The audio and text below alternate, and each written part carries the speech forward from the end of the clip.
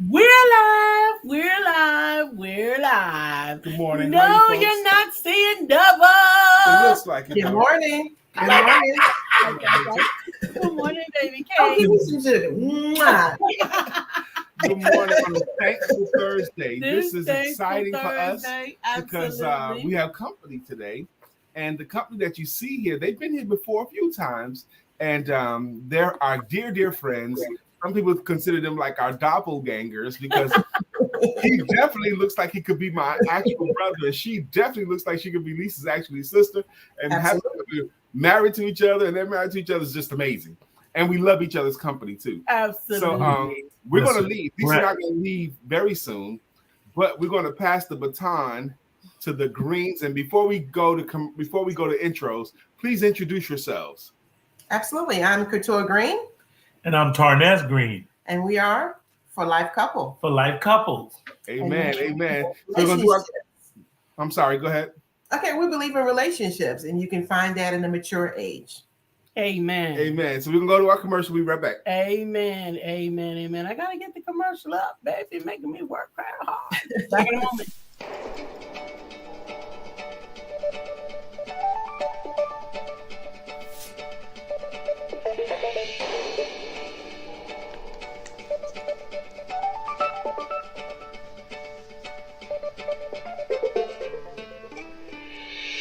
Good morning. My name is Brian McNeill. And I am Lisa Santiago McNeill. And thank you for joining us on our show, Let's Talk About It. We come to each Monday through Friday right here on the SIBN network, on iHeartRadio, YouTube, TuneIn, as well as Facebook Live. Good morning. Good morning. Good morning. Like. Good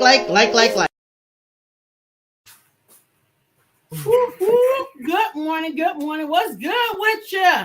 So all is well. Hey, Stephanie. Good morning. Good morning, Stephanie. Who is this? We got the Greenes in the house. Good morning. Amen. Amen. I'm hustling here, working behind So the scenes. this topic today, let's get into it. Why don't you guys introduce the topic of the day? It's called the reality checklist. And the reality checklist is something that you should ponder on in life.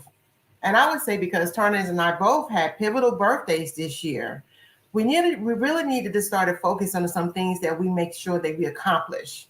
In order to do that, I'm a person, I tinker down and I make lists quite often. And the reality is we need to make sure that we have some things done so that we don't leave anything for our children or our family to take care of when we're no longer here to take care of those items. And actually, the reality checklist is taking care of yourself. We get so busy into the rut and routine of life, sometimes we forget to do those things for ourselves. We're busy running businesses, we're busy taking care of people, but we forget to do those things for ourselves. So it's a reality, and you do your own checklist. Oh, wow.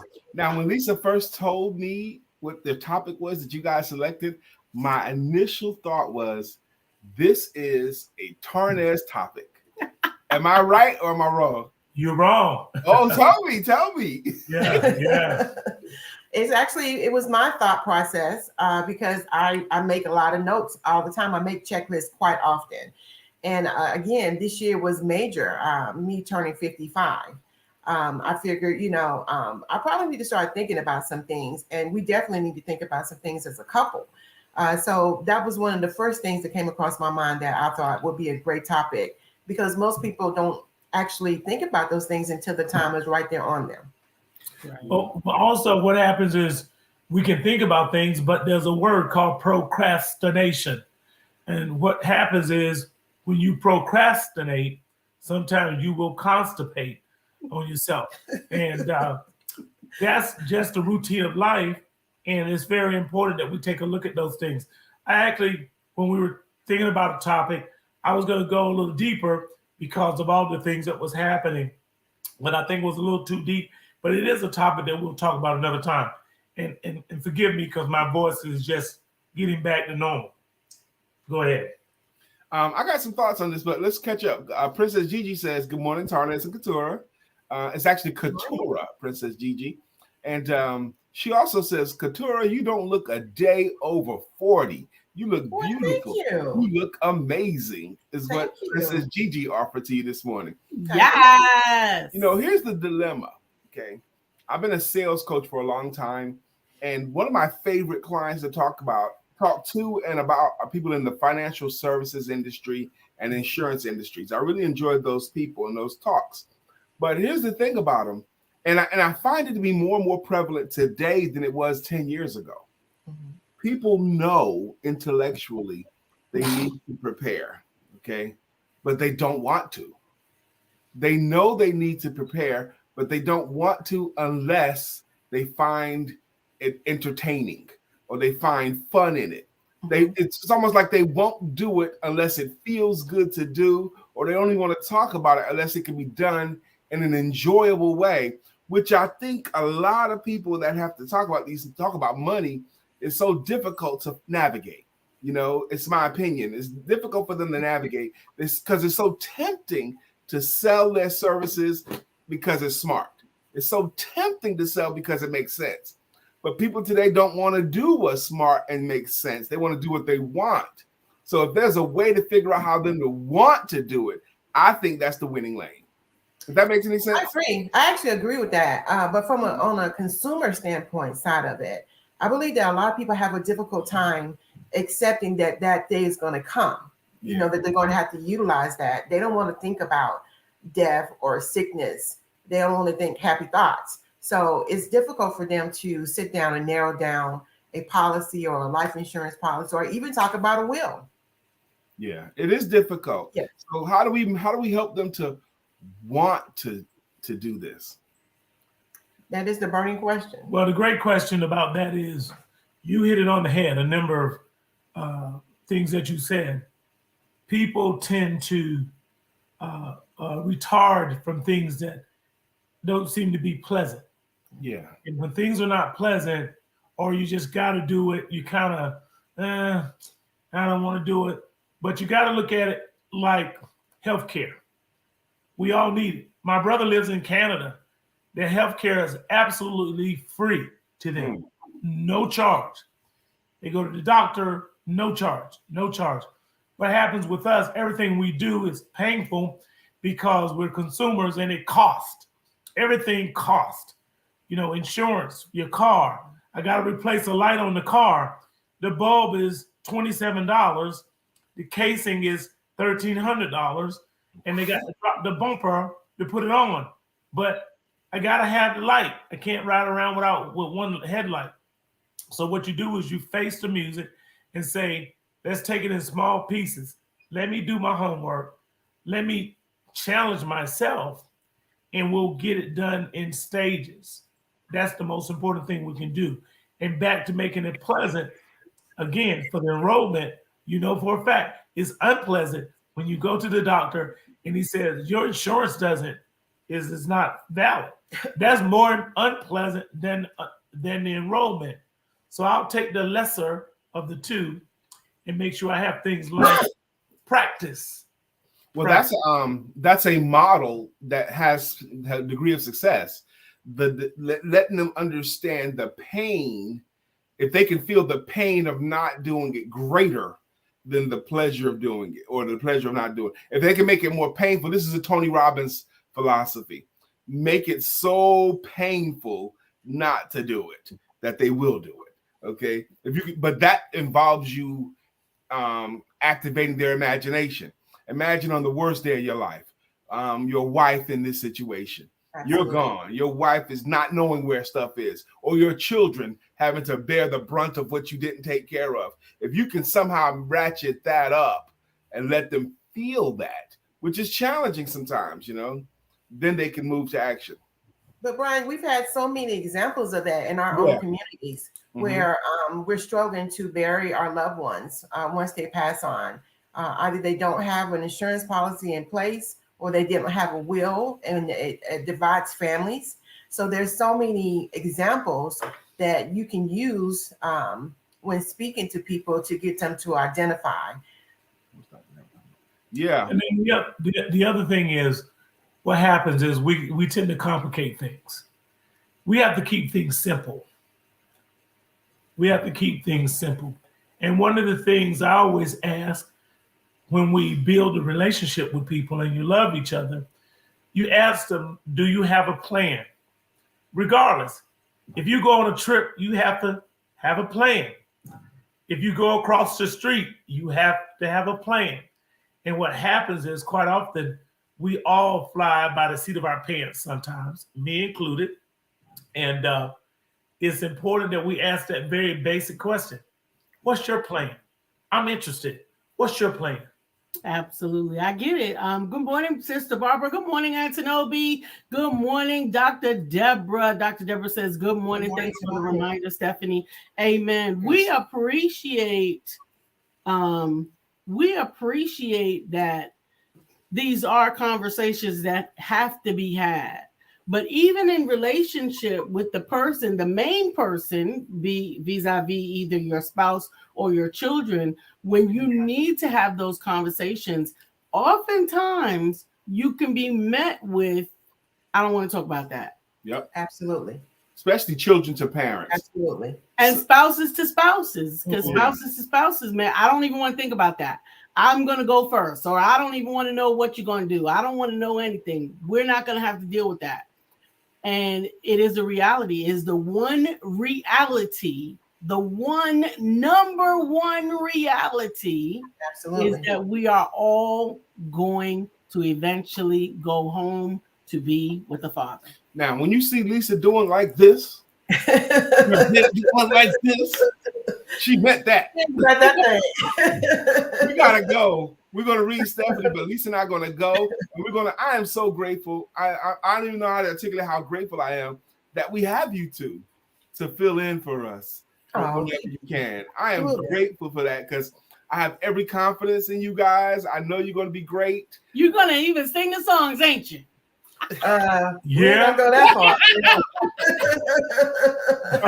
We appreciate you. Stephanie says, unfortunately, there are so many relatives do not care. My aunt is an example. She lost her husband in May, one daughter, and still does not talk to her daughter about her plans. Yeah. She has a will, but daughter does not know what is in the will. Exactly. It's difficult, that's a whole nother topic. How can we talk about these difficult things to our loved ones? But we got to go. We love you. We're going to get out of here and we'll leave you on the screen. All right. On the screen. You guys be careful.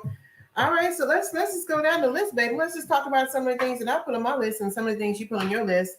And let's just have a conversation and see if they have some ideas on how we can move forward with that. That sounds like a plan. I have one that I think is thought-provoking as far as planning is concerned, the reality check. Thought-provoking. So I know you guys know about the shortages of food, right? There's a lot of shortages of food, and there's shortages of people that work the fields. The jobs that we once did and we didn't want to do anymore, they brought in people to do those particular jobs. And a lot of those people have walked out, especially in Florida. But how are we preparing ourselves to be able to take care of ourselves in the future if the shortages continue? And that is a great question. But also I want to put out this disclaimer again. The purpose of this talk and subject today is not about insurance. It's not about this one specific item that's unpleasant. Again, it's a number of topics and a checklist that can involve different things that you do. So the first thought about food, we're running out of food because we're running out of farmers. Farmers don't, especially farmers of color, for a number of reasons. So keep that in mind as you go to Walmart. Look at your receipt when you go to Walmart. When was the last time you've been in Walmart, Food Line, or grocery store and spent $25? Okay. You're averaging a lot of money every time you go. $150, $200 Absolutely. Each Absolutely. trip.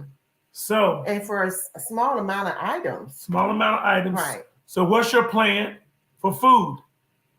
So I know my girlfriend, Judy Floyd, her and her husband have created a garden in their backyard. And what do they have? The ones that you lift off the ground? What are those called? It's planters. There's planters that are not on the ground. So the little rabbits don't get to your food. But they have harvested a lot of different vegetables and fruits this year, and they were sharing it. And it got me to thinking about our responsibility and the things that we could do in order to kind of take control of that. What do you think about that, Bae? Well, I think, I guess I related to thinking back. I just got back from down east where I'm from. And where I'm from, everybody, of course, we had a farm, but everybody had a garden. And people did different things, and they would trade with each other. And we're going to have to go back to community gardens. There is a new subdivision in Texas where it's adjacent to a farm. Yeah, And the farm, all the products goes into the store, the grocery store in this subdivision. It's a self-contained, self-sufficient subdivision, and they're looking to do more. That's something that we may want to consider as we look at even suburbanizing ourselves or the city. But the very basic is starting with a food source other than what we have now. So how do you think that works, right? Because I know that community, it was probably planned to be that type of community, but we have a lot of established communities already. And then we have people in the communities that don't work together on some small items. So how do you think that we can get together a community like that that's already established, that we can actually start gardens up? Do you think that's possible? Because I have seen some areas in Charlotte that they have the small community gardens, but those are kind of the newer areas as well. So how do we come together as a community, an established community, to get something like that started? Well, I think what you do is take a look at where you live, draw a radius of where you live, just ride around. Even if you live in a subdivision, quite often there's land that is not utilized or that's vacant, could be a perfect community garden. At the corner of Peachtree and Sunset is a community garden. Right. That the land, it could be even better if more people were involved. It's not far from the property, and because you've raised that question, now I want to raise the question from that group. What does it take to get involved? Let's get the Masonics, the Masons involved. Let's get the fraternities involved. Just your own community. There's a community right across the street. There's a subdivision right across the street from there. And we are so consumerized and Walmartized that we think we don't need no garden. We just go to Walmart and we'll keep eating and buying and paying more and more and more and more. You have to start in the home of looking, what can I do to assist my food supply? So Dr. Deborah Dunson said, when I was young, we had a large garden and fruit trees. Currently, we only have the fruit trees and pond for fish, but it may be time to bring back the garden, even as a community garden. We have about an acre that's free. Now you guys have me thinking. That's good. Because that's what we need to be thinking. We need to actually bring these things to the forefront so that we all can start thinking about how we can be self-sufficient in that area, because it's going to be important. And that's why we're here. This subject, this topic, again, I wanted to say, was not just about insurance. It's about a checklist. How about assurance? To know that we have a supply, to know that we can tackle certain subjects. And if you have an acre, then imagine putting together a nice garden, even another water supply, and have people come and tend that garden, and everybody that can tend will be able to take part in what is produced. That's a good idea. And they can help seed, they can help pay. Mm-hmm. Those are when many take on a major project, the cost is minimum. Okay, when it's few, the cost is major. So imagine turning that acre, a half acre, into a self-sufficient garden based on crops that's needed at that particular time. We can do it. We have to go back to that, because that's going to make a difference in our health, number one. Absolutely. Okay. And our pocketbooks. I like to say pocketbooks. So this is a good topic. What do you guys think about it? What do you think we can do in order to be a little more self-sufficient and not rely on the government? I did see a comment about our farmers not feeling appreciated. I would agree with that because they have depleted funds for them over the years, yet they are still requiring them to do the same exact thing, which is pretty much a part of how we're functioning as a in America anyway. They pull back but expect the same exact production of everything. I want to backpedal a little bit back to the will part that we were talking about initially. And Barbara Mosley says she has an 8x12 garden box. That's what I was talking about, Barbara. A Awesome. box. That's what Judy has. They have multiple in their backyard. And before I go back to the will part, have you guys ever noticed when you were a kid and you would walk the neighborhoods and there would be fruit trees all over? You would have peaches. Have plums. Yeah, plum trees. You have apple trees. You have the nuts. Totally gone. Nuts tree. Totally gone. Where do you see that at now? Eradicated. What happened? Where did it go? Because the trees still are there. So what happened? Why are they no longer producing? Well, I know I just went all the way to the left. I know you there. were, but a lot of cases, those apple trees, they were never replenished and never replaced. And then pesticides and a lot of things that we were using.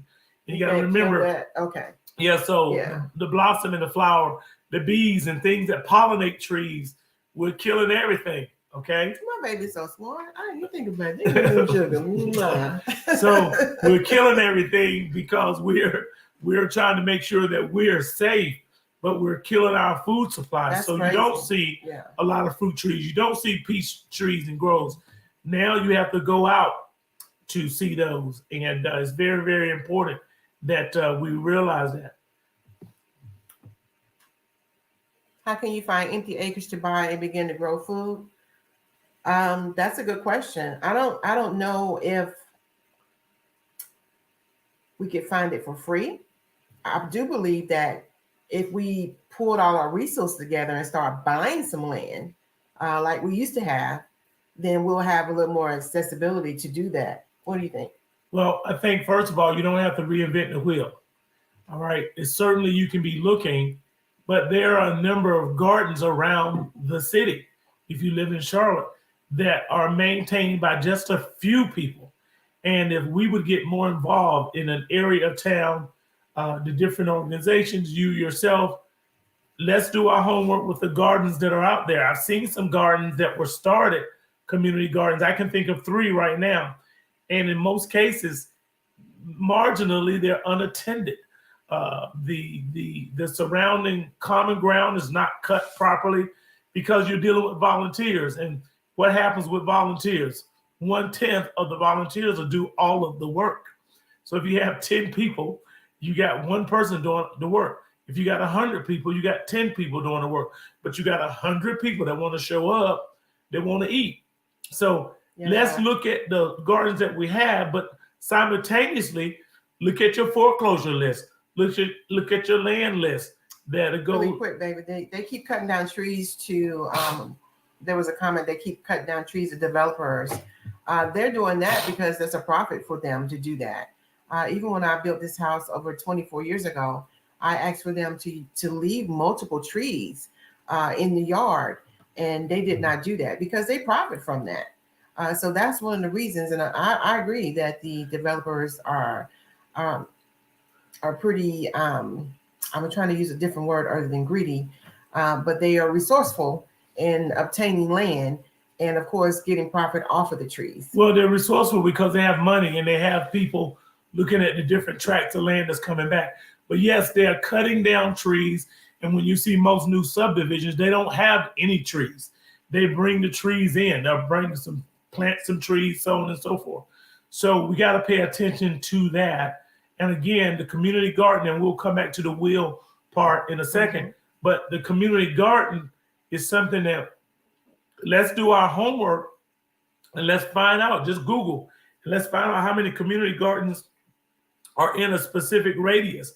And what you do is let's ride by, let's take a look at how they look, how they're kept, so on and so forth, and then go from there. And then we'll get in, where we can fit in. If we can't fit in, then we'll have to find, everybody should be looking for an additional food source right now outside of what we're doing now. In Atlanta, when I lived in Georgia, they had a major food market in DeKalb County, a farmer's market, and it opened every day. It's where I used to buy my groceries. I never bought my groceries at Walmart, and I've gotten away from that.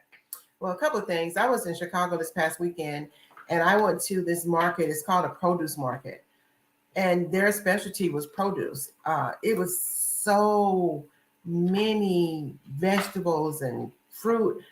I had not seen that in the South, and I was like, that is crazy. Did they have that type of pool there and not here in the South? You know, so that was one thing that I did notice about that. I just want to throw out there. Deborah Dustin says, I have a number of nonprofit clients in the Charlotte area that offer community gardens. They offer a share of the crop for the help in maintaining the garden. Fantastic. That's why we don't have to reinvent the wheel. We want you to share that information. That is a show within itself because it's self-sustaining. I would like definitely get together with us because I'd like to have that list. I got a green thumb. Well, my last name is Greene, so with me. Nevertheless, I believe that that information is powerful. Let's share that. And we need to share it with the audience as well. So Miss Deborah, definitely let's get together with that and prepare to share that. And, you know, I want to add to that because I'm going to challenge this a little bit. I believe in individual accountability. And I believe that each household should be accountable for their food source. So I believe that each household, even though you may have a community garden, because you're going to have some people who won't be able to go out and tend to a garden. I think that should be what the community garden is for. But I believe if you have a household that you can be self-sustained, you should be able to start your own garden to be able to grow your own resources. That's what I believe. Well, I think that's great, and that's a tall order for some people. Subdivisions have homeowners associations. There's a lot of different things, but you look at your own situation, and for some, it may be okay to start a garden at home because they can't do this or that. But for others, it's important for you to understand that there are gardens, and so it's very important why you would go out and take a look at that. I will. Charlotte Farmers Market has an abundance of produce. Check it out. I'm going to have to check it out. That's Miss Sheila. That's Sheila Williamson that shared that about the Charlotte's Farmers Market. I'm writing that down because I'm not aware of that one. So let's piggyback back to the will prep.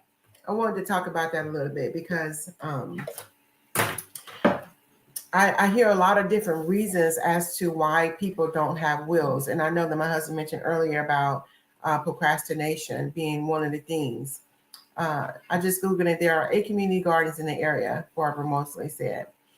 Awesome. That's good. That's good information. Barbara, you the bum diggity. That's good information to know. That's where I'm at outside Chicago. Lots of food markets. What a good food source to start with veggies or fruit. Absolutely. I love that Chicago first name. Amazing. Miss Evans, I love that first name. Can you pronounce her first name? Antonobi. Did I pronounce that correctly? Antonobi. Give us a thumbs up if we did.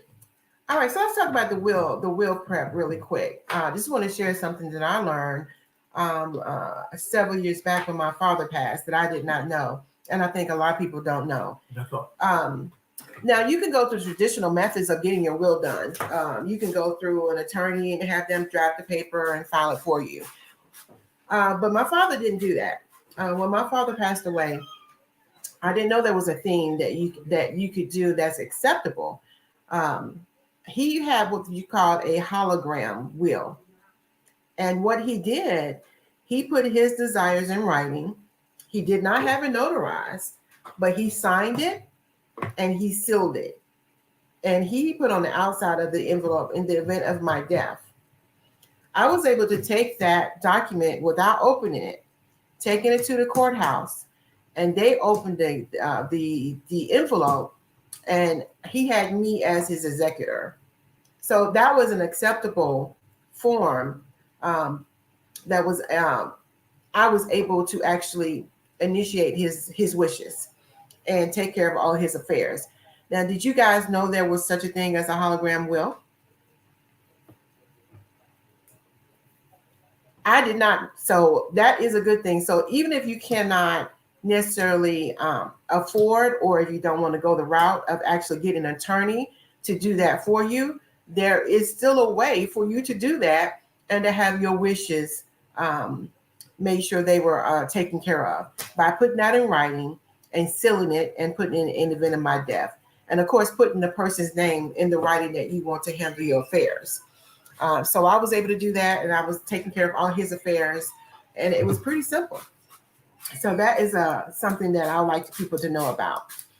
Now, do you have a checklist for any of your items that you need to get accomplished? Oh, yeah, in Tennessee as well? Awesome. That's good to know. Now, you do have to consider the state that you're in, if it's acceptable or not. So you might want to Google that as well to find out if your area, like in North Carolina, if it's acceptable or not for you to do a hologram will. But it's better to have something in writing and have it sealed than to have nothing. All right. Did you have anything else on your list, babe? I think I'm glad that you shared the part about the will, and there are certain things that we got to do, things that we need to do as well. I think one of the things that would actually take a will a step further down, that I'm in the business that I'm in, is a family trust. You can certainly do a trust with your mortgage. You can do a trust with your financial services. And that has shifted my focus as well. Sorry. And I think it's very important to have something in place. And it needs to be written down. And that's where you start. What do you think about the reverse mortgage, baby? What do you think about that? If I would say, I'm asking you that question because I think that situation works for some people based on their specific situation, like if they don't have any children or they don't have any heirs. What do you think about it? Well, the great thing about reverse mortgages is one of those things where some people will lead you to believe that one size fits all. And that's not the case. Every situation is a bit different, depending on what the needs are of the person that's looking into a reverse mortgage. Right. But for the situation I just spoke of, what do you think about that specific situation? If you don't have any heirs, if you don't have any children to leave anything to, do you think that that's probably one of the better fits for having a reverse mortgage? Well, again, I still think it varies. And I think it also depends on all the fine print. I certainly believe that it can be an option. There are a number of companies that do it. Even Mutual of Omaha does reverse mortgages. A lot of people don't know that when the insurance company is involved with reverse mortgages, you best understand that is a major financial opportunity for them. Now, you just have to make certain that that's a financial benefit for you that is clearly spelled out. So in other words, do your homework when it comes to reverse mortgaging. It can benefit you. It also can duplicate your financial obligations. And you don't want that at 60 plus years of age. What do you mean? Duplicate? What do you mean? What happens is when you start paying, it's like you're borrowing the money. They're paying you. Right. You're paying them to borrow your own money. It's your money already. So again, it's one of those situations you want to look at reverse mortgage versus you just taking your cash out of your house. If you own a $400,000 house and it's worth $400,000, you can actually borrow $400,000 from yourself, sort of like a reverse mortgage. I guess I have to do a little more research. On that, the reverse mortgage, because I understand it to be basically they're paying you monthly as if you were paying them when your house is paid off. And of course, when you pass away, the house goes to them. I know that's cut and dry and easy. Stephanie did say that she was working on a trust right now. Stephanie, you want to elaborate? Give us a little more information on what you're doing and how that is accomplished. That would be some good information. I'm not really skilled in the trust area. You want to talk about that a little more? Barbara Mosley says, yes, the women's group at the church got this book and it's titled Putting Things in Order to Help My Loved Ones When I'm Gone. I got my book from Amazon. That's a good book. That's a good book to have then. I need to look that up. Putting things in order. I'm writing that down, Barbara. Awesome. That's the purpose of this show, is to empower. And as our stunt doubles would be glad to hear that we have some shenanigans in a little bit. It's getting near that shenanigan time. I feel like we're supposed to go do a commercial or something. Lisa's not here to do the commercial, so we are the commercial. We are the living, walking commercial. All right, guys, what do you think about your savings? You know, I know that's like a taboo kind of subject. Depends on who you're speaking to. What do you think about your savings? All of this is on my checklist. The things that I personally have listed that we should be looking at as we're getting older to ensure. I am Lisa Santiago McNeill, and I am inviting you to join Sisters Inspire Sisters to Advance Retreat 2023, because sisters know what it means to get to. Sisters are willing to share with sisters so that together we can accomplish everything that we are intended to do. Join us. Go to barbarahsmith.com. And we'll see you there. Bring your power. Wow, perfect commercial. back. Sisters, I am Lisa Santiago McNeill. But anyway, sisters, I like that commercial. So I'm a big proponent on saving and how you save. And I believe that the best way to save that has worked for me is that when you're not seeing the money. So it goes to an account outside of the accounts you normally access, so that you're not tempted to go into those accounts. What do you think, Bank? Well, I think the most important thing is the word savings. And fortunately, Dad taught us about saving. I don't think we in general do a very good job as a people of color of savings. So I would like to ask the question, do you save? Do you have a savings account? And what type of account is it? To your point, I think it's very important that a percentage of what you make is put away. Warren Buffett and some of the financial people would say it's either from 10 to 20%. Of course, after you meet your obligations. Stephanie said, I'm working with a group, Family Wealth. They have a great workshop in October. I see she put the link in there. Awesome. Thank you for that link. And we're certainly looking forward to attending that. Awesome. Stephanie, you the bomb diggity. Stephanie Morris with 2 R's. All right. Cool bean. So with the savings, I think your point is what happens is we get into the routine of working and spending and working and spending. The more money you have in your checking account, the more you're going to spend. And so you need to put it away. It needs to be in a place where it can't be seen. And more importantly, what will motivate you to save and how you motivated me to save again was emergency. What do you do in the event of the emergency? And are you always scrambling to try to make it when you have an emergency? Or are you trying to pull money? What did they say? Rob Peter to pay Paul? Exactly. Yes, indeed. I like that. Stephanie said there's a lot of different trusts. And I think when we're thinking forwardly, again, about the saving, again, not all the bulletproof trusts. I like that. She said they're not all the same, basically. And yes, we would agree. Exactly. So what are you doing? Or are you saving at all? Do you have, you can start as something as small as $10 going into an account that you don't see and have it drafted out of your paycheck so you don't even have to see that it's missing. And it goes there and you don't even get a monthly statement. When I was doing that, I just turned off my monthly statement, so I didn't even see it. And at the end of the year, I would go in and look and see what the balance were.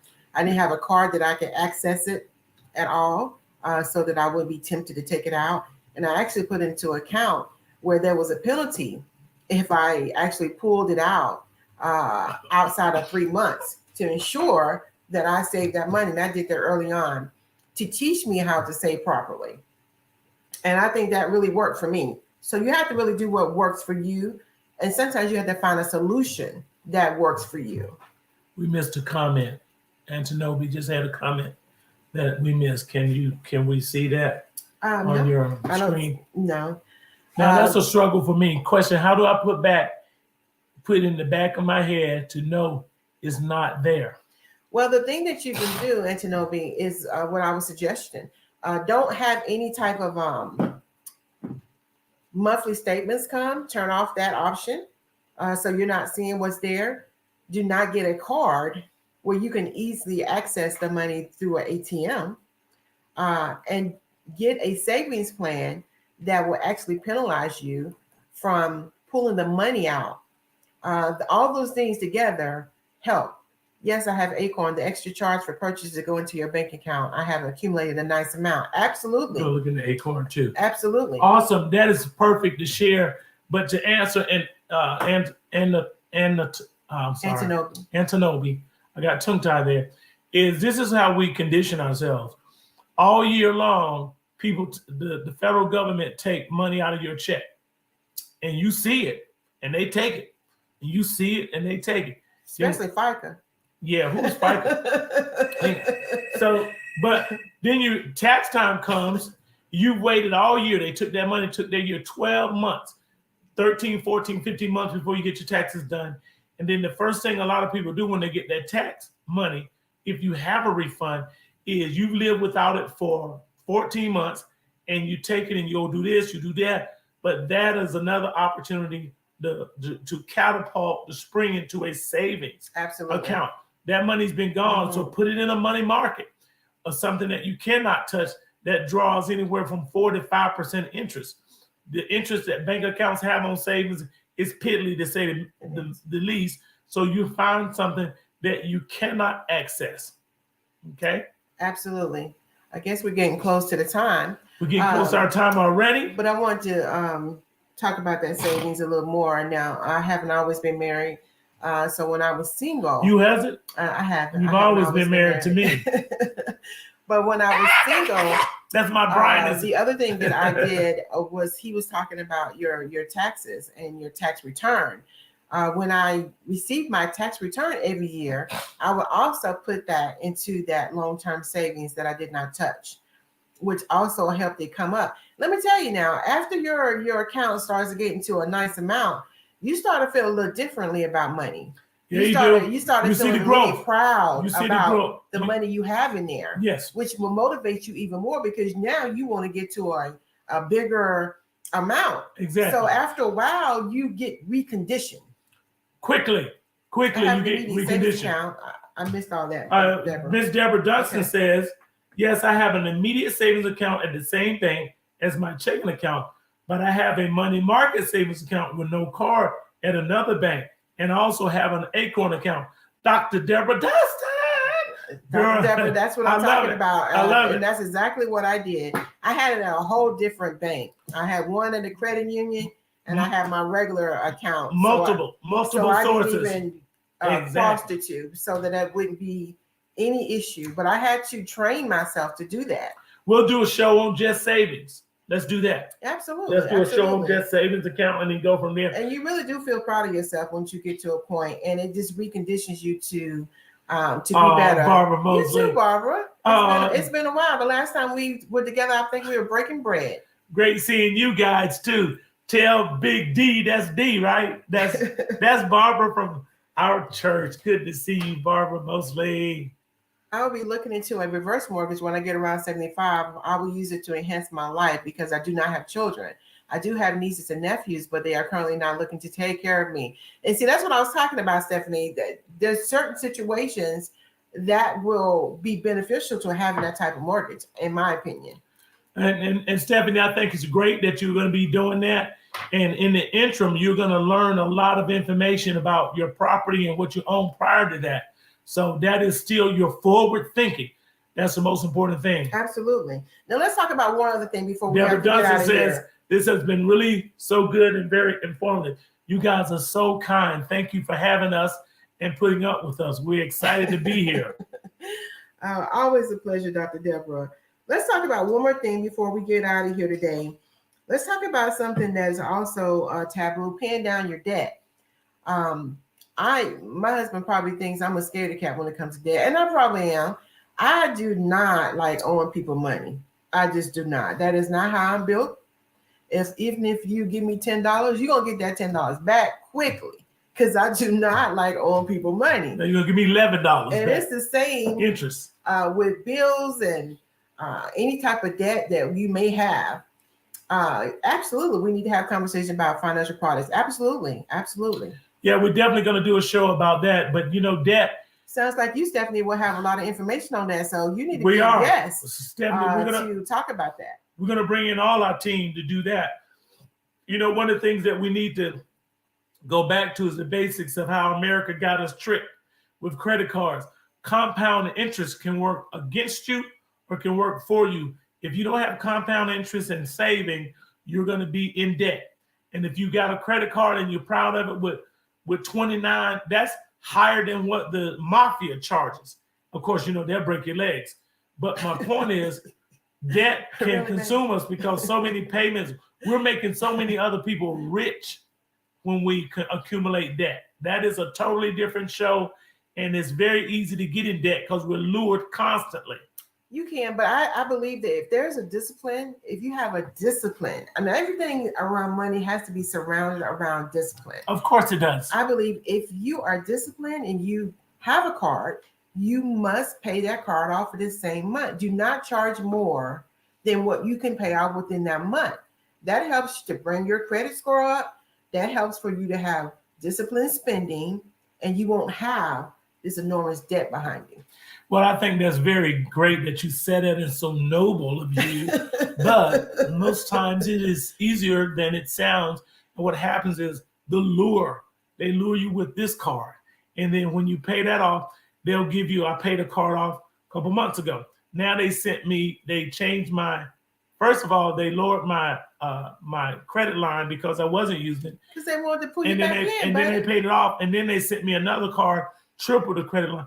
But we're lured into this, and we're paying the piper. But it's still discipline. Say it with me, baby. It's debt. Discipline. Say that with me. Discipline. Eliminate before it's too late. That's what debt is. So you have to be disciplined in all things. That's what everything is surrounded itself on. Stephanie says car rental companies are declining renters if you have low credit scores. You know what? My background is in IT. And I remember years ago on the auto, we were making updates where the state came through with some additional requirements. And one of those requirements at that time, we had to put in a credit score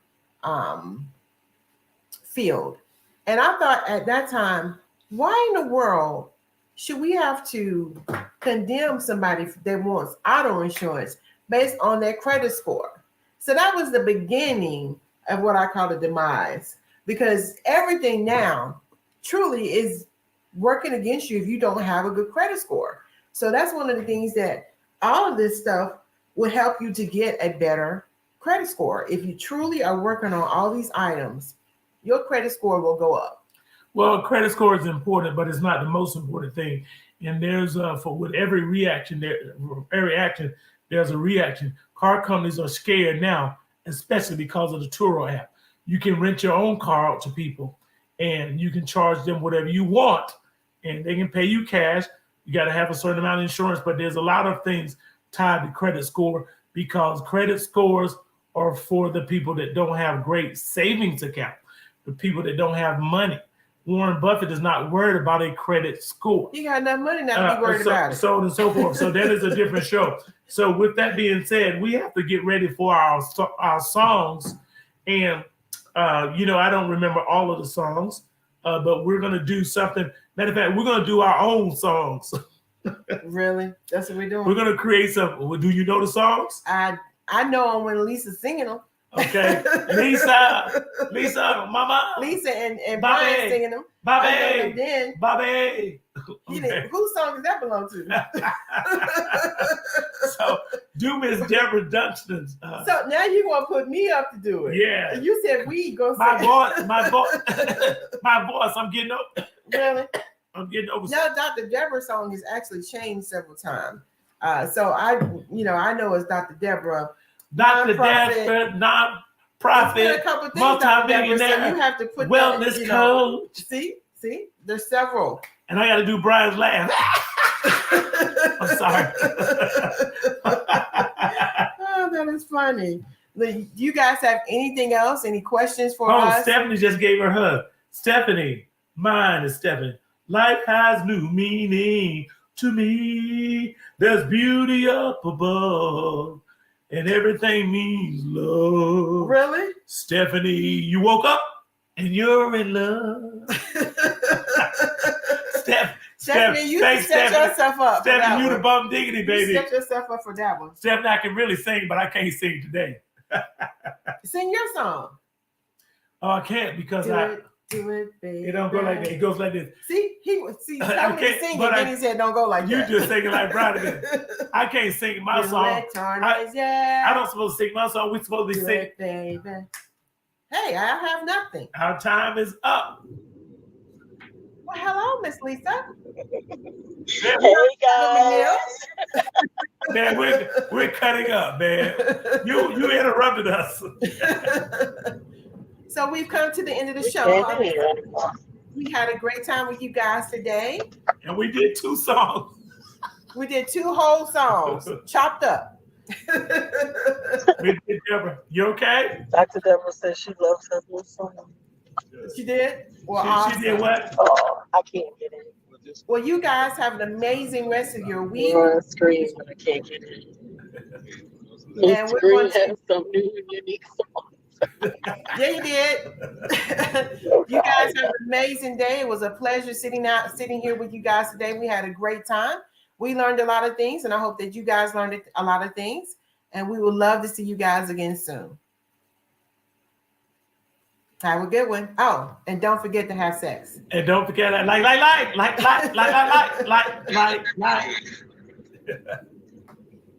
Do I need to end it for you, Lisa? I don't think she can end hear it. us. Mr. Greene, probably here. Mr. Greene.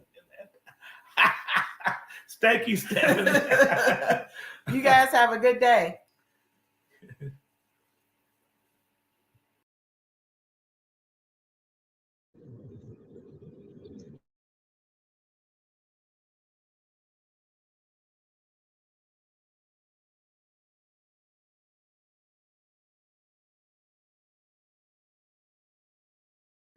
Don't forget to have sex.